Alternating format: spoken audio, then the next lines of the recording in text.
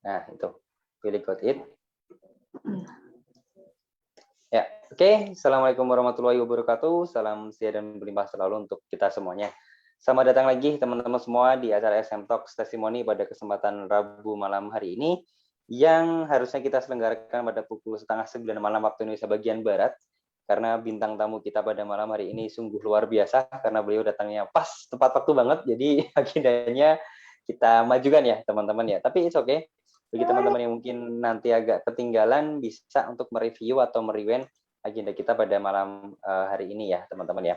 Seperti biasa teman-teman di agenda Rabu malam kita ada diskusi, kita ada ya ngobrol-ngobrol lah ya dengan teman-teman member SMID Solution yang kemarin ikut mentoring dan alhamdulillah sekarang sudah merdeka.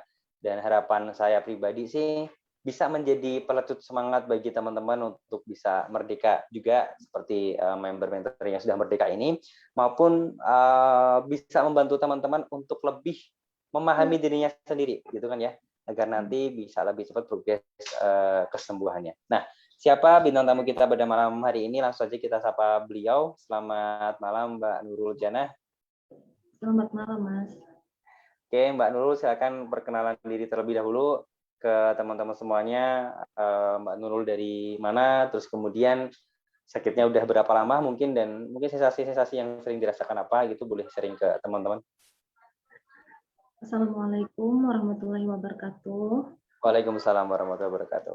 Nah, saya berasal dari Pugaan, Tabalong, Kalimantan Selatan. Awal mula saya sakit udah lama, udah sebelum menikah mungkin ya, Mas. Udah kena asam lambung. Oke. Terus? Sensasinya cuma dikit-dikit aja, Mas. Pusing, terus lihat makan. Terus setelah menikah ya semakin banyak sensasinya. Sorry, Mbak Nurul, sorry saya potong bentar. Speakernya kurang jelas, Mbak. Kesenggol apa kerudung kayaknya ya. Speakernya, Mbak. Kurang tadi. Ya, ini headset saya putus, Mas, talinya rusak. Oh, apa dicopot aja, Mbak? Nggak Coba. jelas ya. Hah? Kalau dicopot aja coba headsetnya. Dicopot aja coba. Nggak pakai headset, Mas. Headsetnya rusak. Oh, ini nggak pakai headset udahan? Oh iya, Nggak udah. Oke. Udah jelas sih, udah jelas. Oke, nggak apa-apa. Terus. Terus? Ya, setelah menikah kan agak bertambah. Ini semakin parah. Terus yang puncak-puncaknya itu ya pas Ramadan tahun kemarin, Mas. Pas barengan COVID juga ya berarti itu ya? Nah, pas saya didiagnosa kena kista kan itu. Pas seminggu sebelum Lebaran Idul Fitri. Ya. Terus saya kan nggak puasa kan kemarin pas bulan Ramadan, awal-awalnya kan saya menstruasi. Terus setelah habis menstruasi baru 10 hari puasa ternyata menstruasi lagi. Oke. Setelah menstruasi 10 hari puasa menstruasi lagi.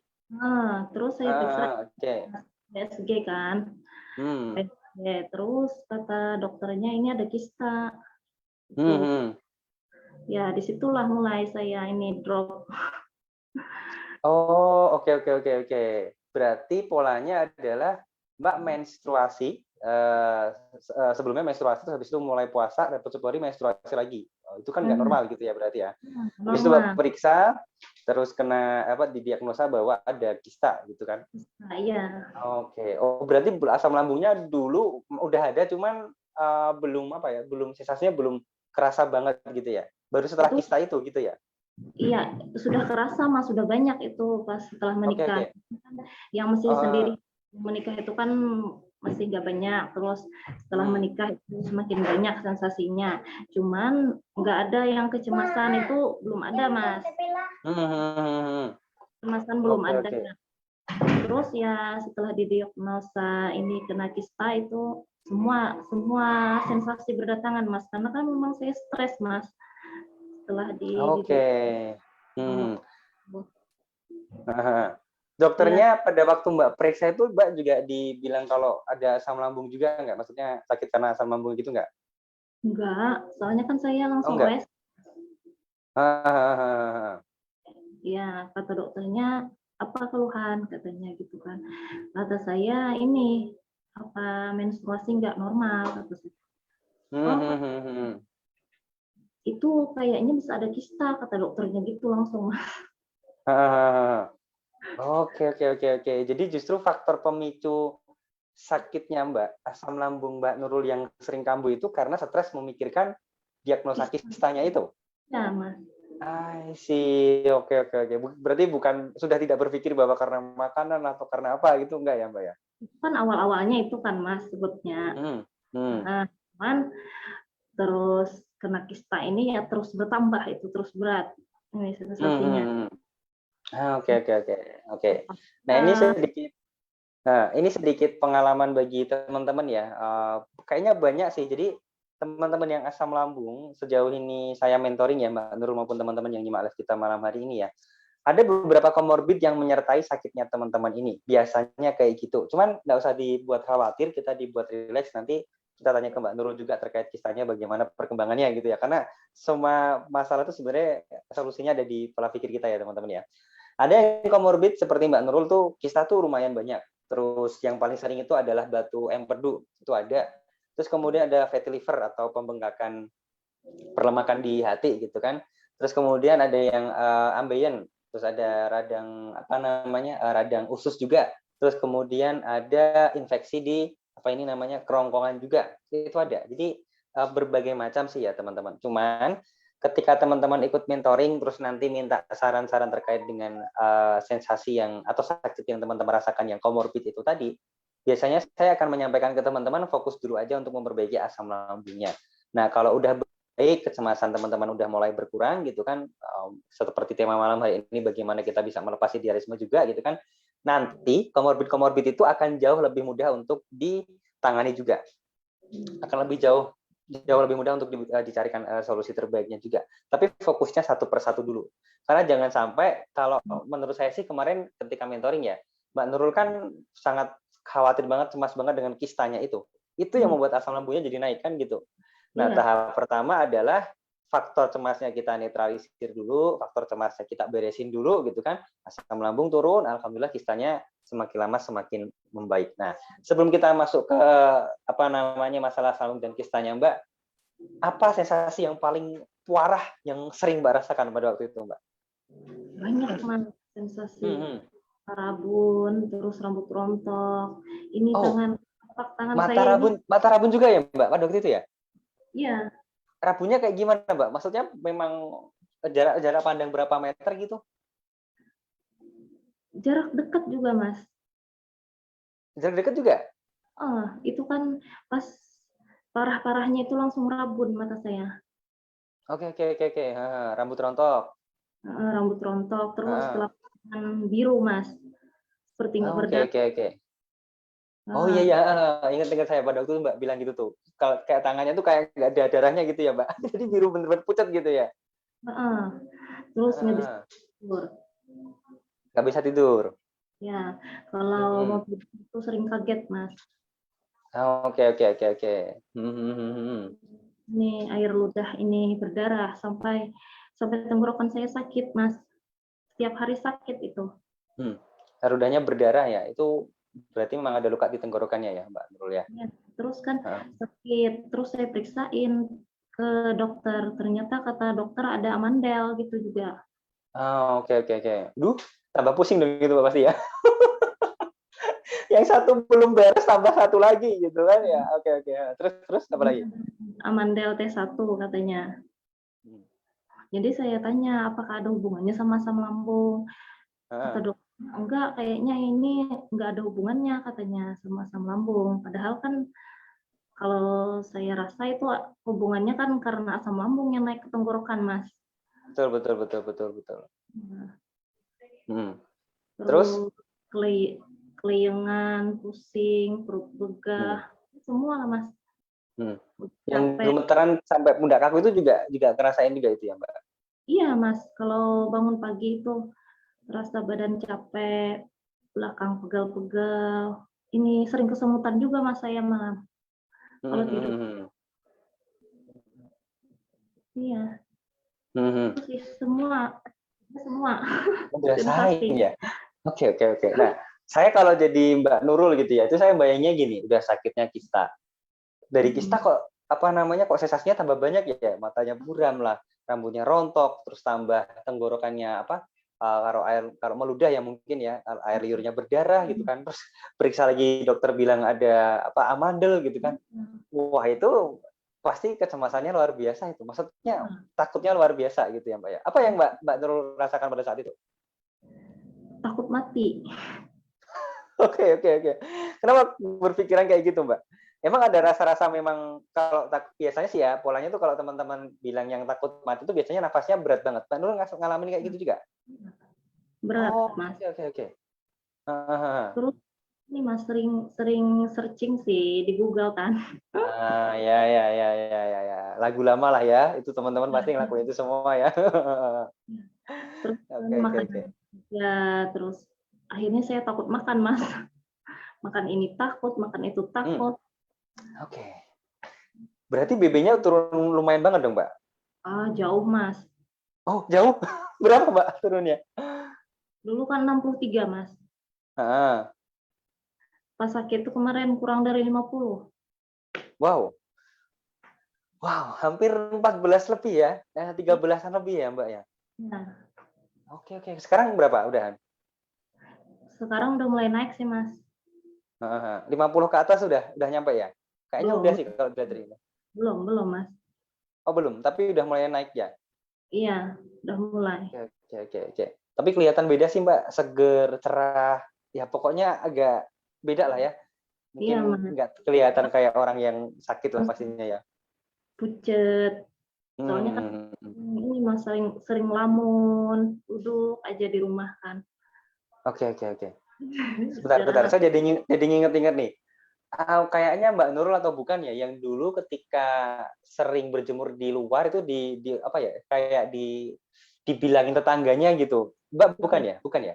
Oh bukan ya. Jadi ada Mbak tuh member yang mentoring kalau berjemur di depan itu kayak dirasani tetangganya. Ya kalau orang Jawa bilang sih ngopo sih berjemur wae, ngopo sih panas-panasan wae kayak gitu. Dia tambah pusing ketika dibilangin kayak gitu. Emang yang sakit dia yang mau sehat dia gitu kan ngapain dengerin omongan apa namanya tetangganya gitu kan. Oke. Ketika itu awal-awal mentoring yang saya ingat sih kecemasan Mbak tuh luar biasa banget ya. Jadi tadi Mbak bilang takut mati atau apapun itu. Nah, itu terjadi selama berapa lama Mbak? Jadi ketakutan-ketakutan yang mulai luar biasa yang Mbak rasakan itu, kecemasan itu. Lama Mas sampai ini, sampai bulan Maulid kelahiran Nabi itu. Bulan apa ya Maret kemarin ya? Bentar, Lupa. bentar. Jadi, Itu jadi kan dari puasa, dari Ramadan sampai ke bulan Maulid itu ya? ya Lama juga ya itu ya? lama Mas. Oh, oke, oke, oke, oke, Sampai oke. saya ketemu sama ini Facebook Mas Alvin. Itu kan pas Aha. bulan Oh iya, ya. Oke, oke, oke. Nah, sebelum itu Mbak, sebelum sering nyimak live saya di Facebook, kemudian sebelum ikut mentoring, apa solusi yang sering Mbak lakukan pada waktu itu? Periksa ke dokter pasti ya, gitu kan ya. Terus apa lagi? minum obat kan minum ini Mas, minum kunyit. Kunyit itu kan Hmm, apa diparut, di hmm, ring, kasih hmm, madu. Terus, hmm. terus madu yang khusus mah itu Mas, itu pernah Oke, juga. oke, oke. Hmm. Obat tablet lah, ini sirup sejenis sirup itu pernah juga. Banyak sih Oke, Mas. oke, oke. Udah banyak ya? Oke, oke, oke deh. Pernah sampai ke terapi-terapi apa atau mungkin ke apa tuh namanya? Rukiah juga Mbak? Pernah juga? Enggak, enggak pernah Mas. Enggak ya? Ketika periksa ke dokter, kemudian dokter tahu bahwa kecemasan Mbak berlebihan, sempat dirujuk juga ke psikiater nggak?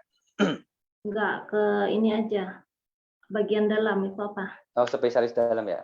Nah, Heeh. Oke, oke, oke. Tapi nggak sampai sampai periksa juga ke spesialis dalam? nah, Oke, oke, oke deh. Nah, teman-teman bisa simak ya apa yang disampaikan Mbak Nurul ya. Artinya sensasinya luar biasa dan banyak banget. Dari matanya buram, rambutnya rontok, tenggorokannya nggak enak, terus apa badannya pegel-pegel, gemeteran, lemes, tangannya membiru kayak nggak ada darahnya gitu kan, pucat banget, air liurnya berdarah, perutnya sering begah juga, nggak enak juga Mbak? iya sering, sering sakit Sering juga ya? Mas. Oh, karena ada kistanya juga itu ya, pasti ya, sebelah kanan itu ya? Nggak tahu ya Mas, setelah asam lambung normal nggak pernah sakit lagi Mas. Alhamdulillah. Mantap ya, Mbak ya. Nah, saya pengen sharing ke teman-teman nih. Mbak Nurul ketika menyampaikan semua solusinya Mbak Nurul itu, sensasinya Mbak itu, sakit yang Mbak rasakan itu, saya kasih solusinya satu persatu nggak Mbak? Mbak untuk mata burung resepnya ini, rambut rontok resepnya itu, saya kasih itu nggak Mbak? Enggak. Enggak ya? Kenapa kayak gitu kan ya teman-teman? Karena saya tuh nggak pingin ketika teman-teman menulis semua sensasi yang teman-teman rasakan, kalau jumlahnya lebih dari 10, saya harus ngasih 10 solusi ke teman-teman gitu kan. Saya yakin nggak akan bisa dilakukan semuanya gitu ya Mbak ya. Lah mau yang di mentoring yang mudah-mudah aja kadang gregetan kalau nggak bisa ngelakuin gitu ya, apalagi dikasih lebih banyak lagi. Nah, artinya apa? Saya kan selalu bilang, saya selalu mengulang ya teman-teman, lebih baik kita fokus ke akarnya. Akar permasalahannya apa? Akar permasalahan kalau teman-teman bisa ngambil kesimpulan dari yang disampaikan Mbak Nurul ini, kecemasan Mbak Nurul yang berlebihan setelah didiagnosa kista. Itu pertama tuh sakitnya bermula dari situ. Nah, kita netralisir dulu kecemasannya itu, berdamailah dengan sakit yang dialami Mbak Nurul ini gitu kan ya, dengan kistanya, dengan asam lambungnya. Nah, akhirnya progresnya signifikan, matanya udah nggak buram lagi, rambutnya nggak rontok lagi gitu kan. Seger badannya, sehat semuanya teman-teman. Kenapa? Karena kita beresin akarnya. Kan gitu ya Mbak Nurul ya. Kita nggak beresin buahnya atau hasil dari akarnya itu kan tidak, tapi kita beresin di akarnya. Akarnya kita beresin, akarnya dibagusin, ya buahnya akan jadi bagus. Ya mata buram lah, rambut rontok lah, yang tenggorokan juga nggak enak itu juga akan jadi bagus. Tenggorokannya sekarang masih sering nggak enak Mbak karena amandelnya itu? Enggak pernah lagi sih Mas. Kayaknya udah sembuh Nggak mungkin pernah. ya. Alhamdulillah. Dibilang baru T1 katanya. Belum sampai yang tinggi ya. Tenggorokannya udah nggak sakit. Kista tadi Mbak Nurul bilang perut sebelah kanan sering sakit, sekarang udah nggak sakit juga. Menstruasi lancar juga ya udahnya Mbak ya? Ya udah ini seminggu lah Mas, biasanya kan lebih dari seminggu. Oke. Nah, oke deh. Nih tambahan ilmu baru nih bagi teman-teman, terutama bagi yang cewek-cewek ya. Biasanya kan ada kista tuh komorbidnya. Saran saya fokus saja untuk ngelakuin semua yang kita sampaikan di mentoring ya, Mbak Nurul ya. Pokoknya fokus ngelakuin itu aja. Meskipun di awal memang tidak mudah, karena ya namanya juga berjuang ya. Kalau berjuang mudah, Indonesia nggak perlu dijajah 350 tahun kayaknya ya. Karena berjuang itu nggak mudah. Maka butuh kesungguhan biar akhirnya nanti merdeka teman-teman. Nah, yang ada kista pun sama ya. Fokus saja untuk ngikutin semua yang kita sampaikan di mentoring, kemudian ngikutin step-stepnya. Nanti kita akan lihat sejauh mana progresnya. Nah, Mbak Nurul dulu diskusi yang ke-11 pada waktu sudah nemuin shifting break-nya itu, progresnya sejauh mana Mbak udahan Mbak? Udah banyak Mas. Belakang udah nggak sakit lagi. Kalau bangun pagi itu udah seger, enteng aja badan kan. Itu sih yang paling merasa sekali Mas. Soalnya kan kalau bangun pagi itu biasanya badan sakit semua. Kesemutan udah agak kurang hari ke-11 itu. Nah, sesuai dengan topik yang kita bahas malam hari ini ya, Mbak Nurul ya, bahwa kita penting banget untuk melepas idealisme untuk bisa segera terbebas dari masalah asam lambung lah, GERD-nya lah, anxiety atau psikosomatisnya gitulah. Nah, sebenarnya ya kalau teman-teman pengen tahu idealisme yang paling mudah, contoh yang paling sederhana, yang negatif bagi diri teman-teman itu apa gitu kan? Teman-teman masih berpegang teguh pada semua yang teman-teman yakini, yang dari luar gitu kan, yang dalam tanda kutip ya, omongan orang atau apapun itu, kemudian teman-teman lakukan. Ya, jadi orang bilang A, Anda ngikutin, orang bilang B, Anda ngikutin, orang bilang C, Anda ngikutin. Itu sebenarnya idealisme Anda. Cuman permasalahannya, kita nggak pernah mengkomparasi bahwa idealisme kita yang akhirnya membentuk tindakan kita, hasilnya tuh seperti apa. Kita nggak pernah lihat sampai sejauh itu. Dan kerennya Mbak Nurul ini, dulu mungkin ya awal-awal mentor itu kayaknya masih sering ngeluh ya Mbak ya, masih hobi ngeluh ya dulu. Setiap hari itu Mas. Tiap hari ya. Dan kemudian pada waktu itu saya bilang, oke Mbak, fokus saja di mentoring, rutinkan senyum 37, jangan mengeluh. Saya bilang kayak gitu. Dan wah, hari ke-11 yang seperti yang Mbak Nurul sampaikan tadi ya teman-teman, progresnya luar biasa. Kenapa? Kenapa kayak gitu kan? Nah, kita sambil tanya ke Mbak Nurul. Menurut Mbak Nurul kenapa sih Mbak? Kok jangan ngeluh Mbak? Itu sebenarnya kan mengeluh itu hak semua orang ya. Cuman itu adalah sisi idealisme kita ya teman-teman untuk mengeluarkan semua hal yang negatif. Tapi efek sampingnya adalah yang negatif itu ternyata masuk lagi di afirmasi ke pikiran kita, jadi negatif terus di pikiran kita.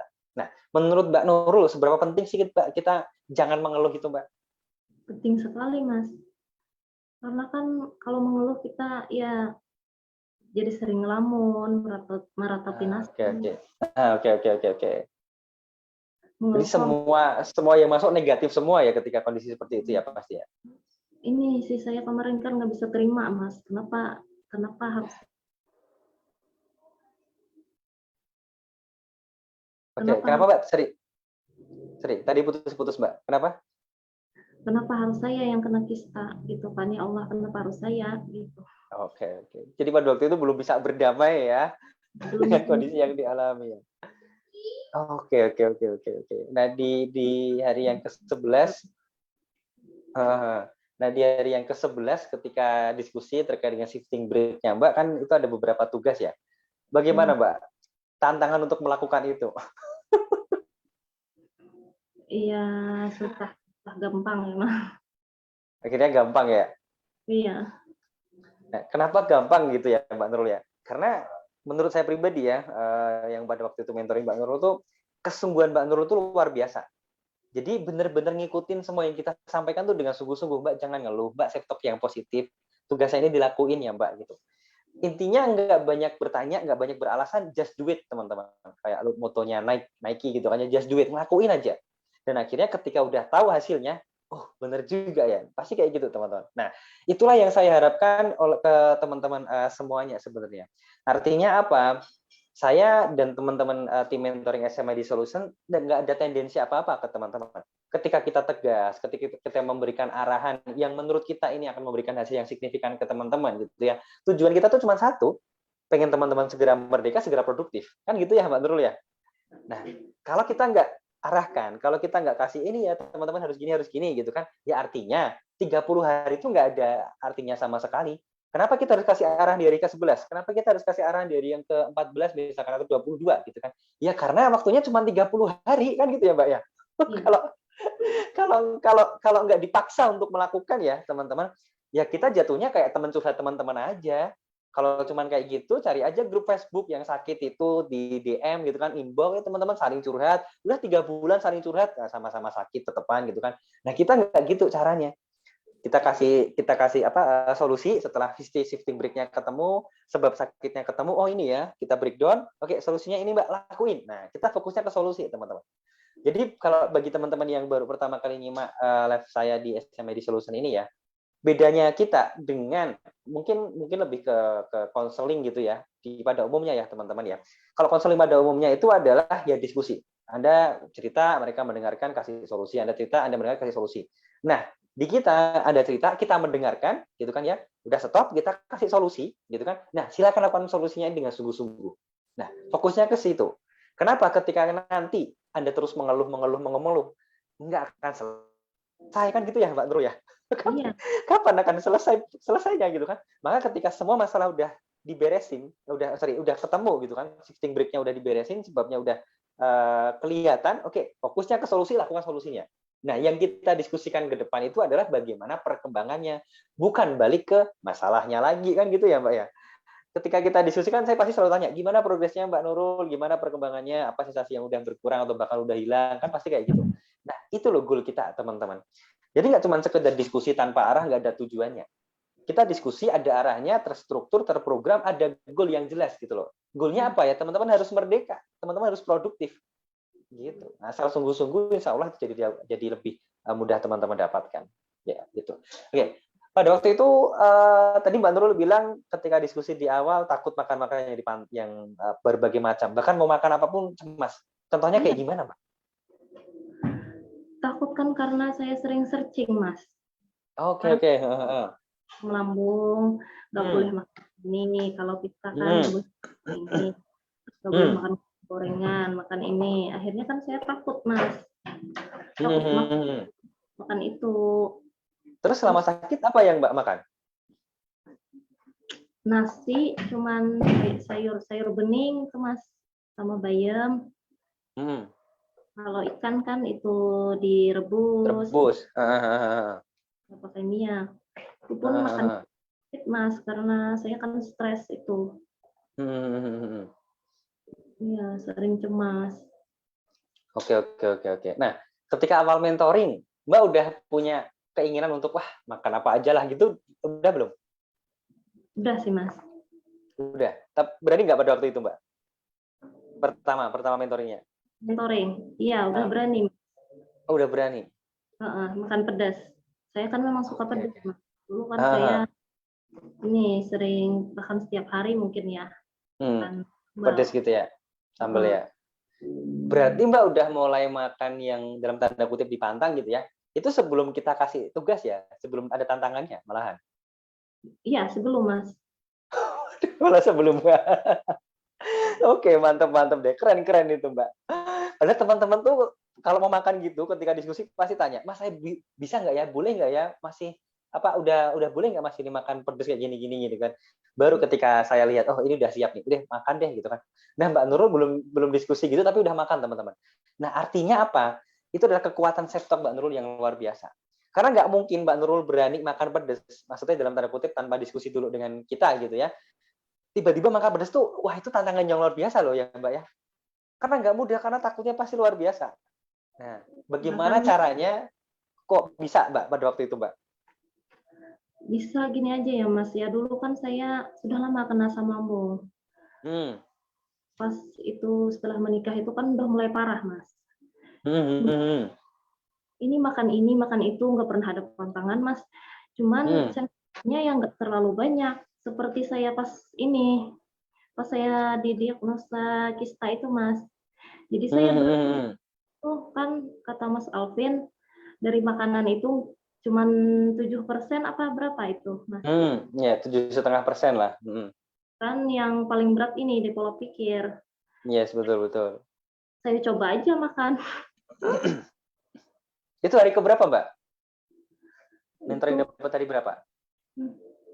hari keberapa ya, Mas ya? Seminggu belum ada?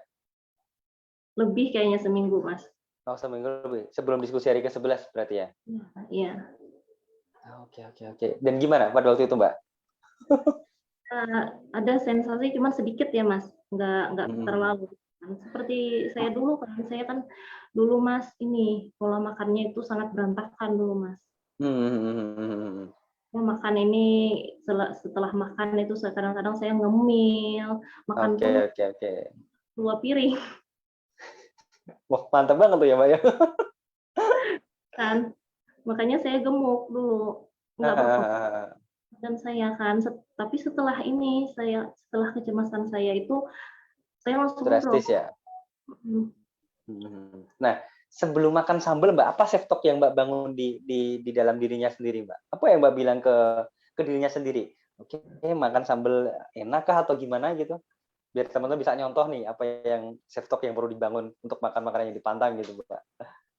Iya, bilang aja pokoknya makan ini saya sehat, kuat gitu, nggak ada sensasi. Itu aja sih, Aman gitu Mas. ya. Dan akhirnya Aman. bener-bener aman ya, dan gak ada sensasi. Kayak Memang dulu bener-bener seger. dulu kan saya nggak ada pantangan, makan ini, makan itu. Cuman kan sensasi nggak terlalu, Mas, nggak terlalu banyak seperti yang pas parah-parahnya itu. Saya itu pola makan saya itu kan sangat buruk lah. Oke. Nah, ketika Mbak sakit pas parah-parahnya sempat nggak produktif dalam artian nggak bisa melakukan kegiatan rumah tangga pada umumnya, gitu nggak, Mbak?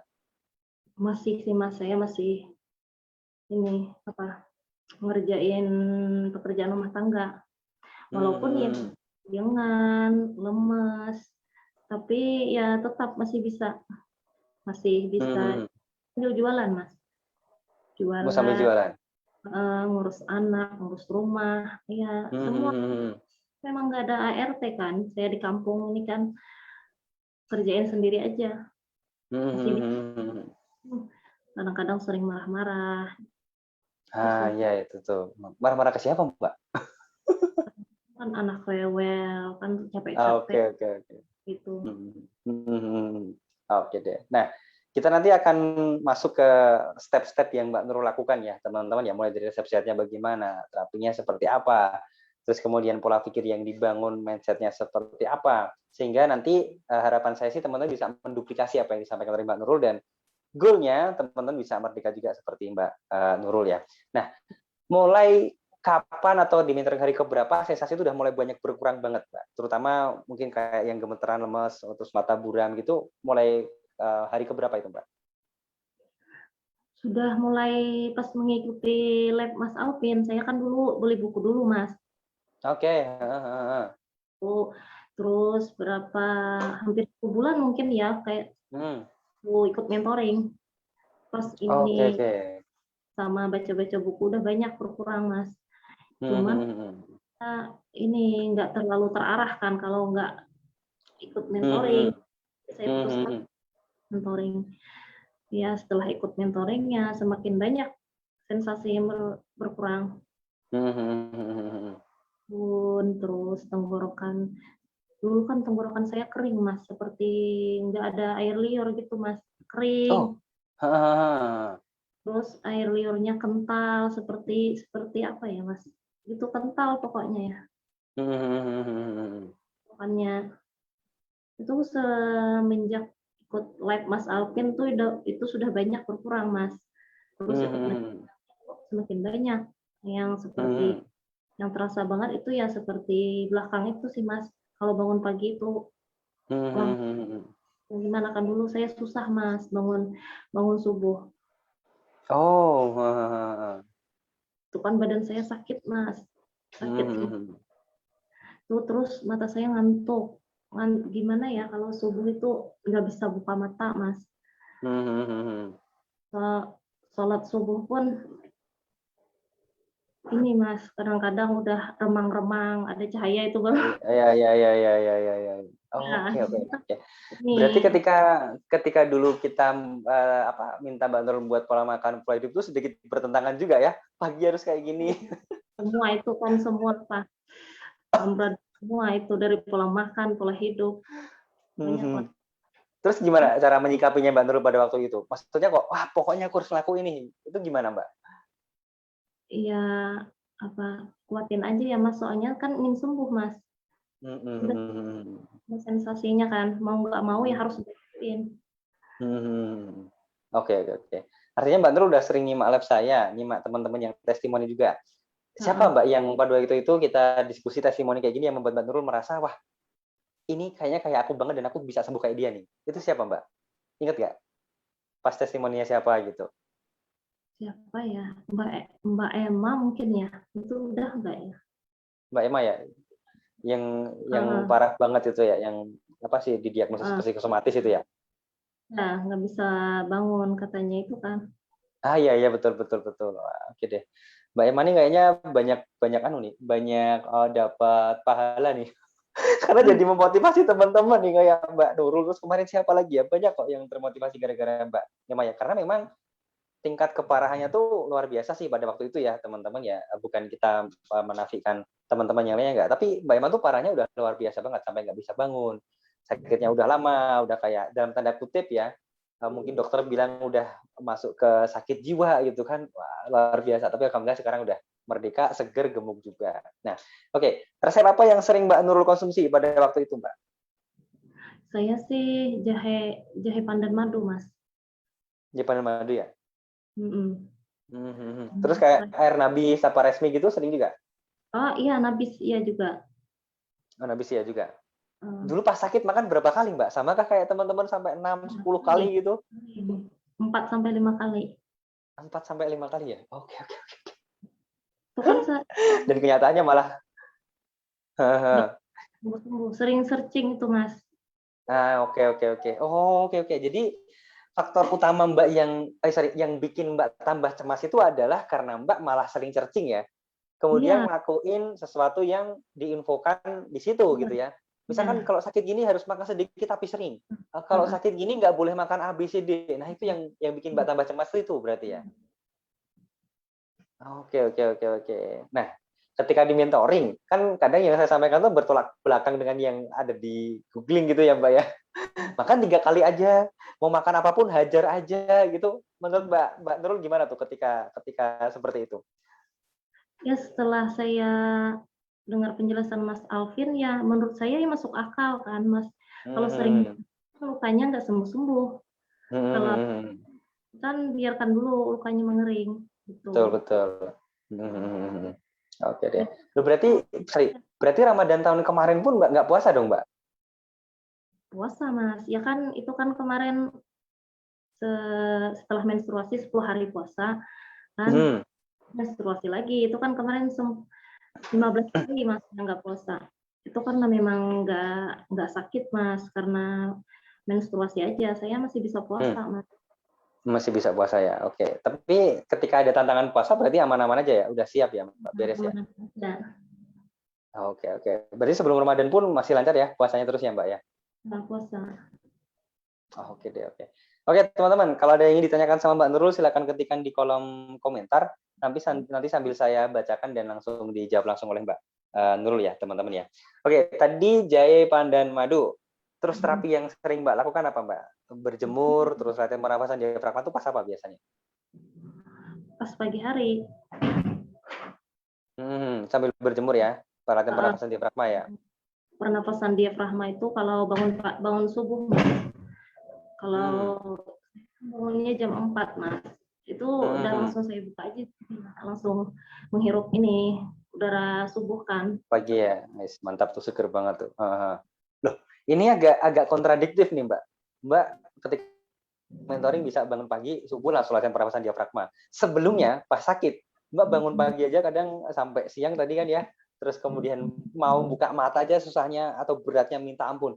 Kok tiba-tiba bisa dan mau ngelakuin itu Mbak? Apa yang memotivasi Mbak itu? Karena ya ini Mas, saya kan pas sakit ini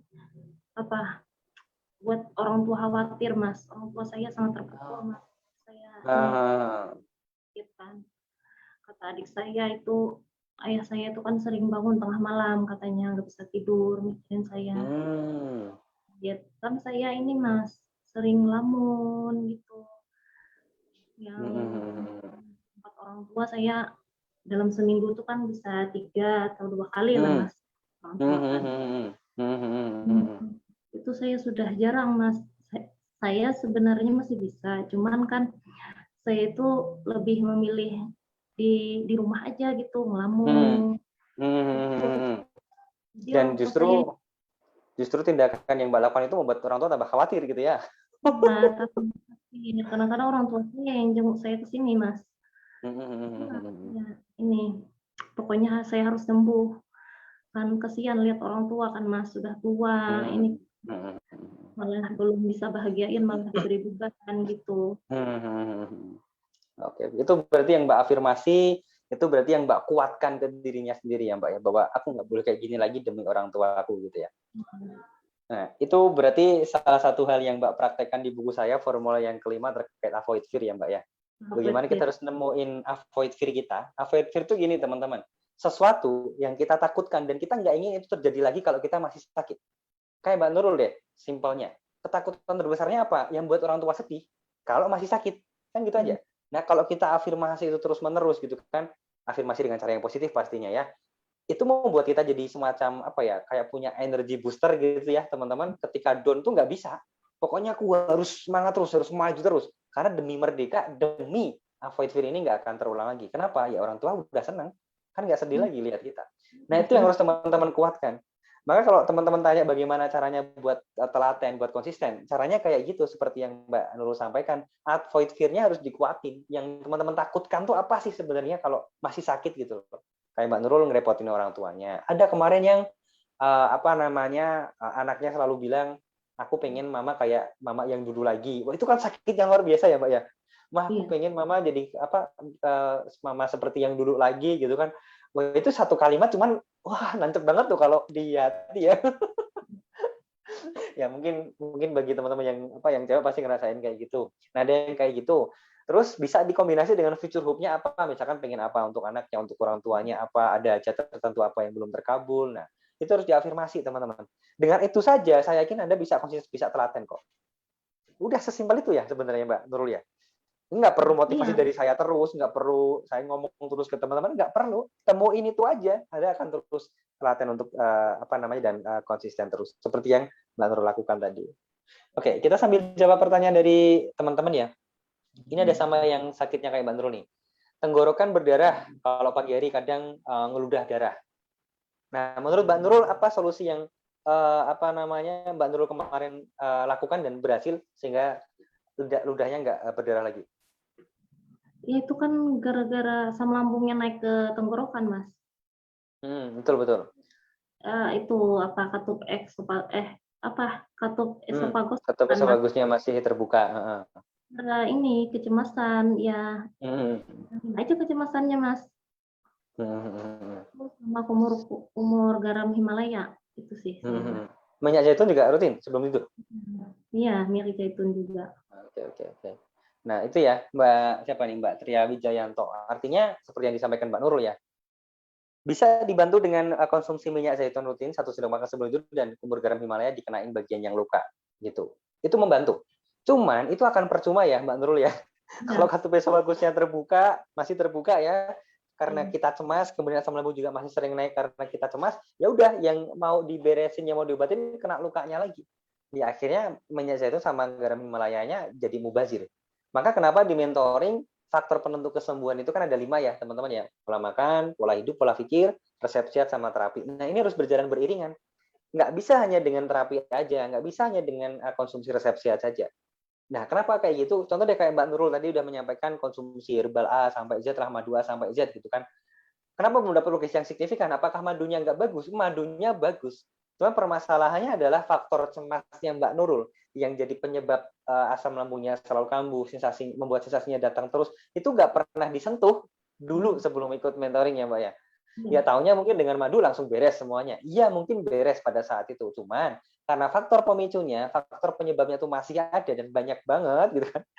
Kalau itu nggak pernah diberesin ya masalahnya nggak akan pernah beres. Sesimpel itu aja kok sebenarnya teman-teman ya. Dan ketika Anda mau menyentuh sisi itu, 3P-nya ya terutama pola makan, pola hidup, dan paling utama adalah pola pikir, itu jauh akan lebih cepat nanti progresnya. Nah, menurut Mbak Nurul sendiri nih, sejauh mana pentingnya atau seberapa pentingnya kita harus mengenali diri kita sendiri, Mbak? Penting sekali itu, Mas. Penting sekali. Oke. Dari sudut pandang Mbak Nurul, seperti apa urgensinya atau pentingnya, Mbak? Kita kan harus mengenali diri kita sendiri dulu. Apa sebab sakit kita itu kan, Mas? Apakah dari makan, apakah dari pola pikir, ataupun itu pola hidup. Itu kan, Mas. Oke. Betul. Betul. Kalau dari pola makan kan harus diberesin dulu, harus diubah. Pola pikir kan itu juga harus diubah juga mindset-nya, Mas. Sama pola hidup juga. Betul. Diubah ya, Mbak, bukan dijaga ya. Ya. Diubah dulu teman-teman ya. Kalau udah bagus baru dijaga. Jangan dijaga. Ketika Anda menjaga pola makan, pola pikir, pola hidup, dan hasilnya sekarang Anda masih sakit, dan Anda menjaga pola makan, pola hidup seminggu, 2 minggu, sampai 1 tahun ke depan, hasilnya ya Anda akan tetap sakit, teman-teman. Kan gitu aja, kalau dijaga. Tapi kalau diubah, diperbaikin gitu kan, diperbaikin, ternyata hasilnya bagus. Nah, ketika hasilnya bagus, baru nanti dijaga gitu, teman-teman. Logika sederhana permainan kata-katanya. Maka kalau Anda sering lihat komentar di Facebook teman-teman yang sakit itu, dijaga ya 3P-nya, lah masih sakit kok dijaga. Ya keliru lah. Kalau dijaga kondisinya masih sakit, hasilnya masih sakit, ya ke depan kalau dijaga terus ya tetap sakit. Diperbaiki itu diubah dulu. Nah, proses pemilihan kata-kata itu ya teman-teman, antara dijaga dan diperbaiki, itu nggak akan teman-teman pernah lakukan gitu ya, kalau teman-teman nggak mengenali dirinya sendiri, nggak pernah bermuhasabah ya Mbak Nurul ya. Kalau kita bermuhasabah, kita mengenali diri kita sendiri, pasti kita akan memulai proses kesembuhan itu dengan memperbaiki, teman-teman. Kenapa? Karena ada yang salah nih, kan gitu ya, Mbak Nurul ya. Nggak mungkin kalau nggak ada yang salah dengan diri kita ya, teman-teman ya. Artinya apa? Penting banget loh, teman-teman. Anda tuh yang lebih tahu mana yang terbaik bagi diri Anda gitu ya. Saya ada Mbak Vika di tim mentoring SMA di Sulsel maupun teman-teman tim saya gitu kan. Kita hanya membantu gitu. Tapi sepenuhnya tanggung jawab terkait dengan progres yang Anda dapatkan ya pada diri Anda sendiri, teman-teman. Gitu. Kita hanya kasih arahan, kita kasih panduan gitu kan. Anda ngelakuin, alhamdulillah, enggak pun ya kalau Anda masih pengen menikmati sakit ya, monggo-monggo aja sih. Tapi kalau kayak Mbak Nurul karena avoid fear-nya kuat, nggak mau sakit, aku mau merdeka, nggak pengen ngerepotin orang tua lagi, nggak pengen buat orang tua nangis lagi, pokoknya harus merdeka gitu kan. Akhirnya cepet progresnya teman-teman. Nah, gimana respon orang tua Mbak setelah tahu progres signifikan Mbak Nurul? Iya, sekarang katanya udah ini sudah seger, alhamdulillah katanya gitu kan. Iya, kata adik saya kamu ini bikin khawatir orang tua katanya kan. Oke, oke. Sekarang udah aman ya, artinya ya alhamdulillah ya. Oke, oke, oke. Nah, kita jawab lagi nih pertanyaan dari teman-teman. Dia Irsan Putri Erliani Pagala. Sama kayak aku Mbak, keliangan pusing ke dokter spesialis dalam disuruh periksa tiroid, prodia. Saya sudah vaksin, saya sudah yakin hipertiroid, biasa itu 12 kilo. Ternyata hasil prodia tiroidnya normal. Maksudnya gimana ya? Oh, keliangannya mungkin ya yang apa namanya? Yang sama. Mbak Hailema sama. Saya juga kayak gitu Mbak, sering ngelamun, takut mati. Nah, ini kita coba gali ya, Mbak Nurul dan teman-teman ya. Apa sih? Kenapa kok kita tiba-tiba berpikir bahwa kita, aduh, jangan-jangan nih ya. Kenapa kok tiba-tiba berpikir kayak gitu, Mbak? Iya, ini karena saya sering searching itu kan katanya kista ini bisa berubah menjadi kanker itu kan Mas. I see. Oke, oke, oke, oke. Itu saya sangat ketakutan Mas. Oke, oke, oke. Nah, ketika Mbak sering mengeluhkan itu, saya kan paling jawabnya simpel ya. Udah Mbak, senyum 37 aja paling gitu ya. Oke deh, menurut Mbak Nurul ketika saya kasih solusi seperti itu, sebenarnya bisa diterima, masuk akal sih, atau dulu pertamanya, masa cuma dengan senyum 37 aja sih? Apa kayak gitu Mbak dulu Mbak? Iya, setelah saya coba ya masuk akal Mas. Setelah kan Mas Alvin bilang kan, terus saya langsung coba aja itu di depan cermin kan Mas. Betul, betul. Nah itu Mas, buku Mas Alvin itu. Hmm. Ya, pas mentoring itu saya sudah ini habis semua bacanya. Sebelum Oke, mentoring pun oke, saya oke. ini sudah ngelakuin itu Mas. Oke, oke, oke, oke. Dan langsung kelihatan hasilnya gitu ya. Maka Ya, sebenarnya ketika mentoring, ketika Mbak senyum 37 udah semakin yakin malahan ya. ya, Oke, oke, oke, oke. Jadi bagi teman-teman yang baru nyimak, baru hadir gitu ya, saya kadang kasih solusi itu ya mungkin bukannya nggak masuk akal ya, cuman akalnya aja yang belum masuk. Kenapa? Ketika teman-teman udah ngelakuin, nanti baru tahu hasilnya, teman-teman. Kenapa? Saya tuh milih solusi itu yang mudah-mudah aja deh, yang ringan-ringan gitu lah. Kenapa? Ada sih solusi yang lebih berat dari itu yang agak susah, yang perlu apa ya, kayak misalkan mijit apa, bagian apa gitu kan. Ada juga dan saya cukup tahu juga. Cuma permasalahannya ketika itu saya sharing ke teman-teman, saya nggak yakin teman-teman bisa telaten melakukannya. Kan gitu ya Mbak Nurul ya. Yang mudah aja cuma senyum 37 aja nggak bisa telaten, apalagi yang lebih susah, yang harus tiap malam sebelum tidur harus mijit apalah, harus gimana gitu kan. Lah gimana wong yang mudah aja nggak bisa, apalagi yang lebih susah. Padahal kunci untuk proses kesembuhan ya teman-teman ya, menurut saya pribadi sabar. Kalau udah sabar, bermuasabah, baru berikhtiar sama bertawakal. Nah, dalam proses ikhtiar ini butuh apa namanya telaten sama konsisten. Nah, buat telaten sama konsisten ini, harusnya tindakan yang dilakukan itu tindakan yang mudah dilakukan, bukan tindakan yang sulit. Karena ketika tindakan yang dilakukan adalah tindakan yang sulit, Anda nggak bisa telaten dan konsisten. Dan apa yang terjadi, goal Anda untuk dapat hasil yang signifikan, dapat progres yang signifikan, jadi semakin jauh. Kenapa? Karena merasa, aduh kok berat ya, aduh kok susah ya, gitu loh teman-teman. Maka saya kasih solusi yang mudah-mudah aja deh, yang ringan-ringan aja, tapi kelihatan powerful, kelihatan banget hasilnya gitu. Nah, itu yang harus teman-teman mulai praktekkan dari sekarang ya. Nah, tadi Mbak bilang juga pentingnya untuk nggak mengeluh. Nah, dari sudut pandang saya itu kan mengeluh kan negatif ya, Mbak ya. Kemudian senyum 37 itu kan positif. Nah, dulu ketika sering mempraktekkan itu, ada nggak kayak kayak bentrokan di pikiran gitu, Mbak? Aduh gini iya, nih, gini gitu. Apa iya. yang Mbak rasakan pada saat itu? Senyum itu kan pas ada sensasi kan kadang-kadang suruh senyum. Mas, ini kan kok masih ada itu kan pikirannya Nah, kan betul betul. ada gitu kan disuruh senyum berat itu apa berlawan sama keadaan. Berlawanan. Iya, Tapi ketika udah berhasil memaksakannya, loh kok jadi baik ya? Kan gitu ya Mbak ya? iya, Sensasinya nggak semakin menjadi-jadi gitu ya teman-teman. Coba ketika kondisi ada sensasi Anda ngeluh. Wah, itu 1000% sensasinya langsung set gitu teman-teman. langsung luar biasa sakitnya tambahan ketika Anda ngeluh. Tapi ketika ada sensasi Anda respon dengan positif, senyum 37 gitu kan. Sebenarnya senyum 37 itu kan fungsinya untuk merespon sesuatu apapun dengan positif, teman-teman. Yang akhirnya apa? Akan menetralisir sensasi yang Anda rasakan dan tidak berkembang jadi tambah parah gitu loh. Nah, kenapa tiba-tiba hilang? Ya karena fokus Anda udah berbeda. Kalau fokus Anda mengeluh menikmati sakit akan tambah parah. Tapi ketika Anda lawan semuanya itu, bahwa Anda bilang ke diri Anda sendiri bahwa, oke, aku sehat kok, aku kuat kok, aku bisa kok, gitu kan.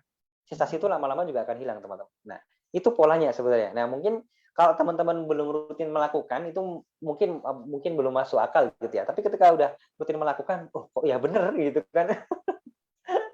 Oke deh. Challenge makanan udah beres, terus kemudian resep sehat dari pandan madu ya. Tadi Mbak Nur udah nyampaikan terapinya berjemur. Berjemur biasanya berapa lama Mbak paginya? Karena saya sambil jualan ya Mas ya, saya ini kadang-kadang nggak lama sih Mas, 15 menit ya sambil olahraga. Nah, ini supaya keringatnya keluar. Nah, sebelum itu Mbak, tahu nggak bahwa ada manfaat yang luar biasa untuk proses kesembuhan dari terapi berjemur, Mbak? Tahu sih Mas tuh, Tapi belum dilakuin? belum nggak dilakuin. Kenapa kok nggak dilakuin, Mbak, pada waktu itu? Karena kan memang saya ini Mas, tiap hari jualan Mas saya, dari pagi kan sampai siang. Nggak ada waktu lah Mas, cuman kan ini pas ikut mentoring ya saya paksain aja Mas, kan karena saya mau sehat itu, mau sembuh. Jemur, kadang-kadang kalau ada orang kan ini ngelayanin orang, terus jemur lagi. Oh gitu ya. Jadi sambil dagang sambil berjemur ya. Mantap dong itu ya. Oke deh. Sip. Pertanyaan dari Mbak Numala Nuna. Gimana caranya ikut mentoring? Mas, silakan WA admin saya. Nomornya ada di fanpage SMED Solution di bagian paling atas, di deskripsi ada. Itu nomor WhatsApp, langsung diklik aja. Atau bisa dicatat dulu, langsung WA aja. Nanti akan dipandu oleh admin saya. Jadi mentoring itu gini teman-teman. Kita akan pandu teman-teman selama 30 hari gitu kan. Dan ada program khususnya, video mentoring ya. Dan itu sudah kita siapkan. Nah, bagi teman-teman yang ikut mentoring aja yang bisa akses video itu. Jadi apapun yang harus dilakukan, semuanya ada di video mentoring itu. Terus kemudian kalau Anda sudah melakukannya, ya nanti tinggal di checklist di workbook action plan ini. Jadi kenapa saya punya workbook action plan ini? Ini tolak ukur saya biar bisa ngelihat progres teman-teman. Gitu. Kalau nggak ada ini, saya nggak bisa ngelihat progres teman-teman. Nah, itu bedanya saya dengan mungkin terapi-terapi yang lainnya ya. Kenapa? Karena saya lebih cenderung fokusnya adalah harus ada perkembangannya. Gitu. Nyari akarnya. Kan di sini ada ya Mbak Nurul ya, di hari yang ke-8. Oke teman-teman, sekarang kenali dirinya sendiri, kemudian tulis semua akar permasalahan sebab sakitnya teman-teman. Gitu kan? Nah, tulis semuanya di sini. Nah, akhirnya Anda tahu. Nah, setelah Anda tahu, paling akan bilang, oh, kelihatan cuma ini ya sebab sakitku ya. Paling cuma kayak gitu. Nah, selama ini kemana gitu kan? Karena nggak tahu. Karena nggak pernah ditulis, teman-teman. Nah, kalau udah tahu sebab sakitnya, ditulis semuanya, diberesin. Nah, kita kasih solusinya di diskusi hari ke-11 biasanya. Sebenarnya ada tantangan-tantangan selanjutnya lagi, hari ke-22 gimana progresnya. Nah, itu kelihatan semua ketika Anda ngelakuin semua yang ada di workbook action plan ini. Termasuk jadwal diskusinya dengan saya maupun tim mentor SMED Solution ada semuanya di sini. Kapan jadwal diskusinya, sebelum diskusi itu apa aja tugas yang harus dikirimkan gitu kan, ada semuanya di sini. Nah, saya tuh lebih senang yang semuanya serba terstruktur, teman-teman. Kenapa? Karena masalah kesehatan ini nggak bisa dibuat main-main ya, Mbak Nurul ya. Iya. Saya nggak pengen teman-teman tuh sekedar buang duit terus kemudian nggak dapat apa-apa, terus kemudian ya kecewa kayak beli herbal-herbal itu gitu kan ya, nanti akhirnya malah mengumpat semakin membuat teman-teman cemas. Saya nggak pengen gitu. Saya justru pengen teman-teman memaksa teman-teman untuk bisa merdeka, untuk bisa produktif, untuk bisa benar-benar sehat lagi. Nah, caranya gimana? Cara maksa saya gitu kan? Ya maksanya halus sih. Ikuti aja panduan di workbook action plan ini. Anda ngikut ini, nanti kelihatan progresnya, insya Allah segera merdeka juga, seperti Mbak Nurul maupun teman-teman yang lainnya juga. Gitu ya, Mbak Numala Nuna ya, jawabannya udah saya jelaskan ya tadi ya.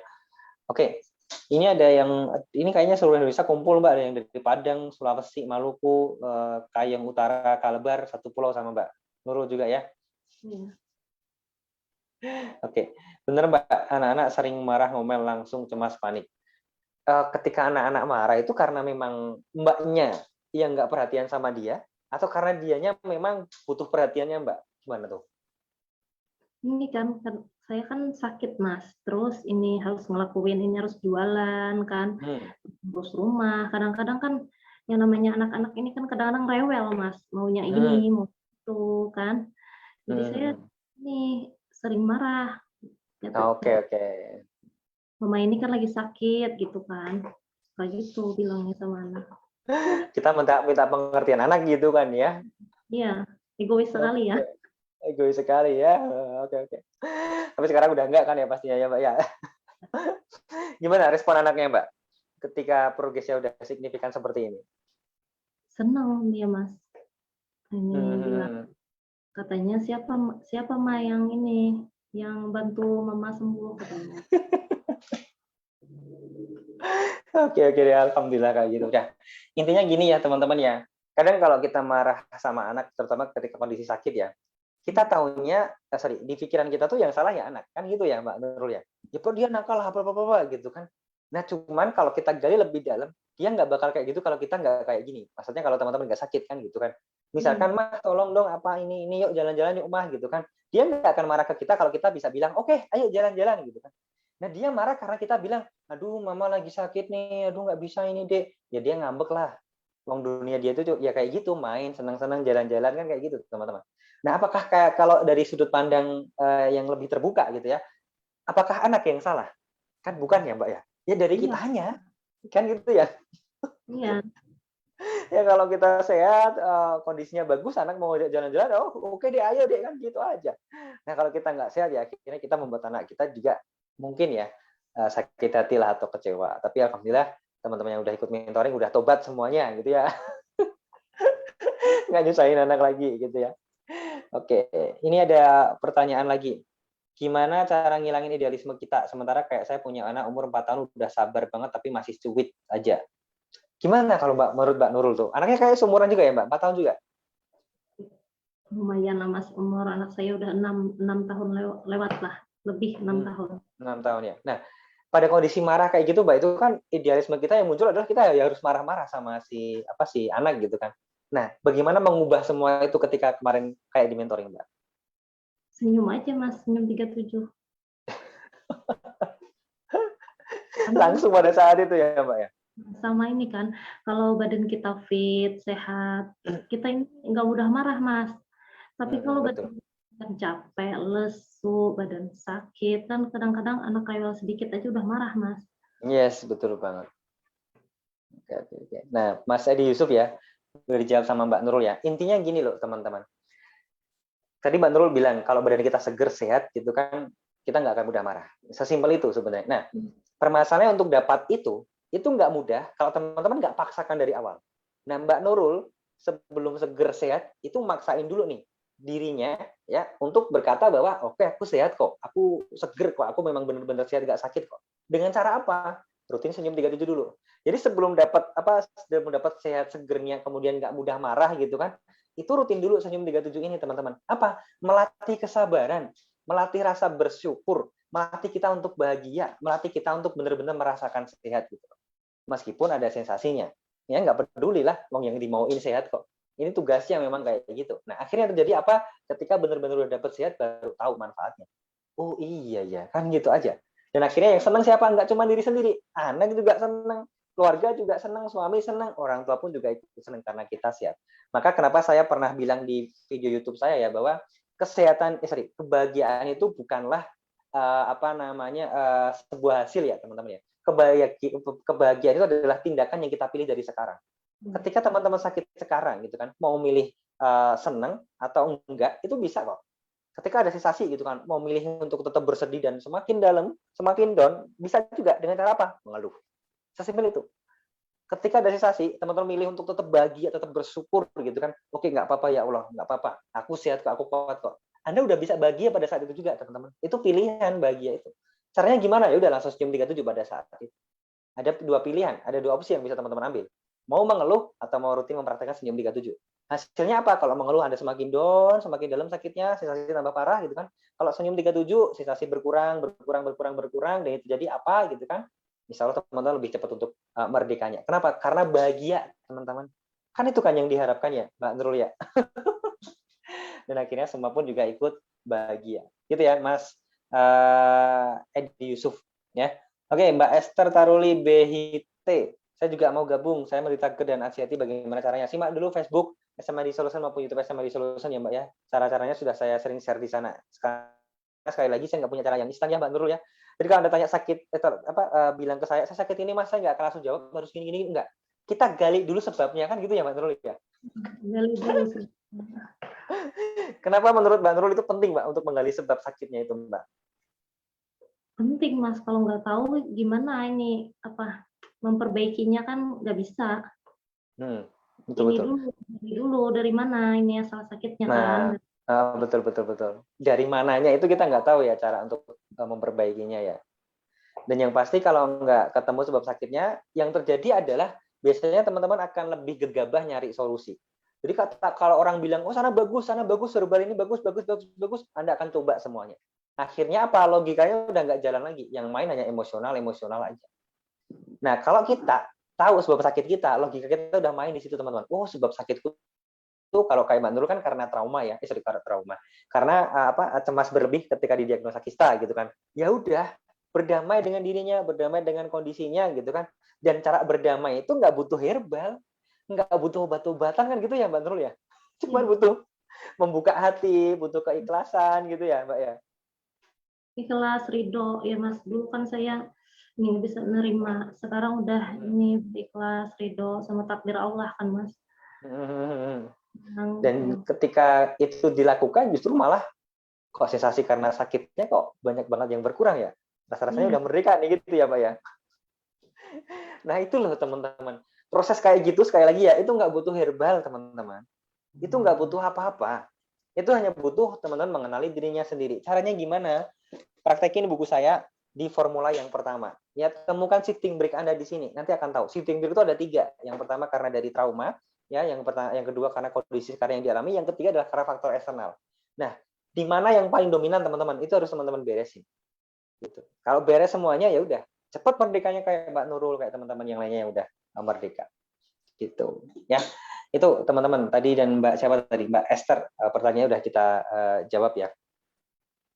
Oke, ini ada pertanyaan dari Mbak Susanti. Mbak, hidungnya sering mampet nggak sama kepala belakang sakit? Kalau mampet, enggak sih Mas saya. Kalau kepala belakang sakit, enggak juga ya? Di mana Mas kepala belakang? Yang mungkin di sebelah sini kali ya? Enggak, saya sering ini sih Mas. Sering sakit di sini sih Mas. Kalau ini kan rasanya kan baru ini berdiri sering itu sakit. Oke. Keliangan itu juga ya? Sekarang beres semuanya teman-teman. Dan ketika keliangan itu pun saya nggak kasih resep yang khusus loh ke Mbak Nurul ya Mbak ya. Ya ikuti aja program mentoringnya, lakuin aja semua yang kita sampaikan di situ kan cuma gitu aja ya Mbak ya. Iya. Sering berjemur. Nggak tahu. Sering berjemur dan akhirnya cepat merdekanya juga ya. Pertanyaan dari Mbak Sakila Sakil. Mbak suka lupa nggak atau tell me gitu? Jadi cepat lupa gitu Mbak ketika sakit dulu. Lupa. Oh ya juga? Iya. Oke. Kayak gimana ya? Bingung, terus kalau ada masalah sedikit tuh saya langsung cemas Mas. Padahal itu kan masalah tidur. Itu mikirin terbayang-bayang lah kalau malam. Oke. Nah, tuh teman-teman. Jadi sebenarnya kalau orang bilang asam lambung tuh katanya 1000 sensasi gitu kan ya. Ya benar memang. Cuman pertanyaan selanjutnya adalah apakah ketika ada 1000 sensasi, teman-teman mau menyelesaikan satu persatu sensasinya? Artinya butuh 1001 solusi juga. Bisa nggak ngelakuin 1001 solusi itu? Kan pusingnya minta ampun ya Mbak ya. Maka dari 1001 itu ya teman-teman saya kerucutkan aja dari 3 sebab kenapa teman-teman sakitnya sensasinya selalu datang. Yang pertama, patofisiogenus masih terbuka, ya artinya harus diperbaiki. Yang kedua, asam lambung selalu kambuh, ya artinya harus dikontrol asam lambungnya. Dari mana? Dari 3P, pola makan, pola hidup, pola pikir, kan? Kemudian kalau ada luka di lambungnya sambil diberesin. Udah 3 ini aja. Fokus ke situ, nggak usah fokus ke sensasinya. Fokus ke akarnya ini beres, sensasinya insya Allah juga akan beres juga teman-teman. Sesimpel itu, sesederhana itu. Cuman kadang yang sederhana itu yang nggak mudah dilakukan, kan gitu ya teman-teman ya. Kalau mudah dilakukan, harusnya teman-teman sekarang merdeka semuanya. Gitu, makanya saya buatlah panduan ini, teman-teman. buku saya ini, terus kemudian panduan program mentoring juga gitu kan. Kenapa? Agar yang sederhana tadi lebih mudah teman-teman lakukan. Gitu aja, nggak bingung lagi melakukannya gitu loh. Sehingga goal teman-teman tuh bisa cepat merdeka, lebih cepat tercapai juga. Oke, terima kasih banyak Mbak Nurul atas waktunya. Kita udah 1 jam diskusi, keren banget, dan semoga aura positif yang Mbak sampaikan ke teman-teman bisa diikuti juga ya oleh teman-teman, dan teman-teman bisa nyusul segera merdeka seperti Mbak Nurul ya. Mungkin ada sesuatu yang mau disampaikan ke teman-teman yang sekarang sedang berjuang gitu Mbak? Ya, jangan putus asa aja, Mas. Terus kenali diri apa ini sebab sakitnya, apakah dari pola pikir, karena apakah ada dendam atau apa itu kan, Mas. Yes, betul. Apa terima aja sih, ikhlas, ridho dengan yang selama ini ada. Ya Allah, ada apa kebaikan-kebaikan yang Allah titipkan di sana, Mas.